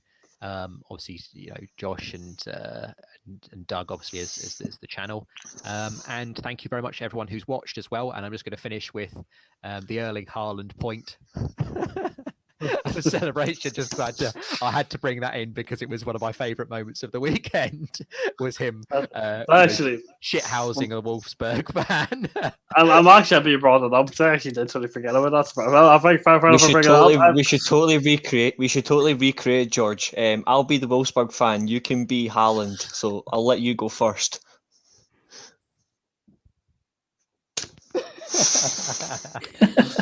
There we go. Then Reece, final words of wisdom from yourself. Ralph is God, Rangnick is Ragnarok. Night, folks. Thank you, Alexa, as usual. TY for the stream, Josh. Cheers, folks. Good night, panel. I'm off the bed. Just make sure you keep your walls as far away from the wash machine or any sort of wet substance as humanly possible. That's what I think. And obviously, if anybody's interested, the Scottish Cup draws at 9:30 now. We were meant to talk about the championship today, but Nathan, who I did not actually realise was away on holiday, so the championship will be next week, and then also we'll probably talk about the Scottish Premiership next week as well. We had a big championship thing planned, but there's no point not having our championship analysis here to talk about it. So we'll postpone that to next week when he'll be back. So I hope everyone has enjoyed the stream. Make sure to hit the like button, subscribe to the Dugout Football channel, share the stream out. Check all the links of these guys down below. If you want detailed analysis from a good football man, my man below me, George Kyle, will happily give you that service. If you want to listen to an amazing voice, the cop one's right there. And if you want to listen to Mr. Annoying Guy, Reese is literally just everyone on YouTube pretty much. Really? Channels. Really? So, really? Yes, really. That's And what the I get host. from. That's what I get from you. That's what I get from you. Reese is an amazing human being. Of course, check him out. Don't kiss up my ass now. Don't kiss up my ass now. Like, I can't have that. That's not how this works. And hope everyone enjoys the football that we pretty much have literally all week. We have Tuesday night football, Wednesday night football, Thursday night football, Saturday, Sunday, and Monday night football. So yeah, football to enjoy. And let's hope United lose. Let's hope Liverpool lose. Let's hope Manchester United lose. And let's hope Chelsea win. No? Okay, well, I'm just going to thank everyone for joining. Enjoy the rest of your weekend. We will see you again on Monday night. Cheerio.